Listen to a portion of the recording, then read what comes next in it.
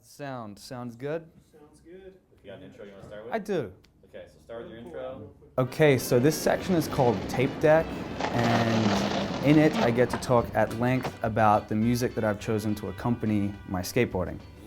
I like this feature because I truly believe that music is absolutely crucial in the world of the skate video. In my experience, it brings the footage to life, ties it all up together, and probably sends you on your way toward a broader musical comprehension.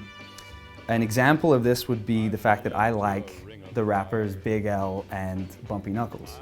Now that probably would have never happened if I hadn't have been obsessing over the skateboarding of Josh Kalis and Stevie Williams around the turn of the millennium. In the same way, I probably would have never heard a Primus song if it wasn't for Pat Duffy. Sizzler, to me, used to be merely a buffet restaurant before John Cardiel. Knowing now that it's a homophobic Rastafarian is enriching to me. And you know, skateboarding totally broadened my musical horizons. And all I could hope for is that the songs I've chosen for my videos have had that same effect on other people. The first video part I had was in Squadrophenia, which was a British Death Skateboards production. In it, I skated to a Status Quo song, which I didn't choose. And after that, there was Kill Self. Funnily enough, I ended up picking a Status Quo song, Pictures of Matchstick Men. But the first real one where I put thought, time, and effort into discovering the song was Escape from Boredom, and it was using the Idle Race song. And that came about because it was in the very early days of YouTube, and I discovered Idle Race on YouTube.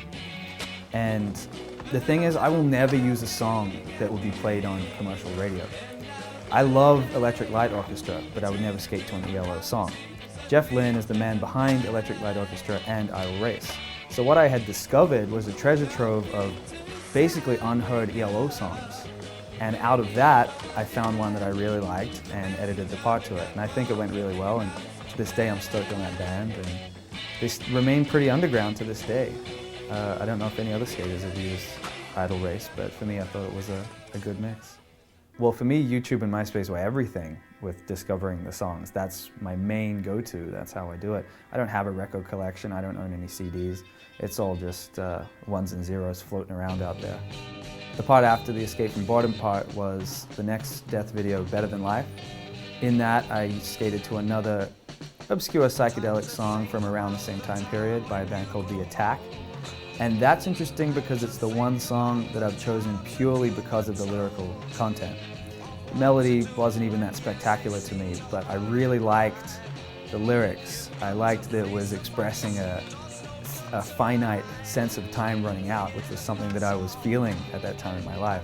And I wanted to communicate that feeling, and I think that song encapsulated it nicely. I didn't even care how it sounded, I just really liked the lyrics. I definitely chose it only because of that.